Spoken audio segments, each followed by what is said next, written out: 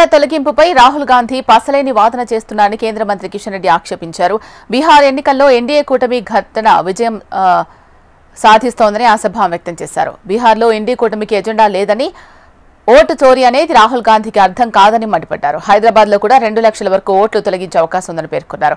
ఇటీవల పార్లమెంట్లో ప్రవేశపెట్టిన చట్టాల గురించి ఆయన ప్రస్తావించారు. తీవ్రమైన నేరాలు చేసిన వ్యక్తి జైల్లో 30 రోజులుంటే పదవులు పోతాయని, అవినీతి చేసిన వాళ్లే ఆ బిల్లును వ్యతిరేకిస్తున్నారని ఆరోపించారు. జూబ్లీహిల్స్ బైపోల్తో తమ ఎజెండా తమకు ఉందని తెలిపారు. కాళేశ్వరం ప్రాజెక్టులో అవినీతి జరిగిందని, సీబీఐ విచారణ జరిగితే నిజానిజాలు తెలుస్తాయని చెప్పారు.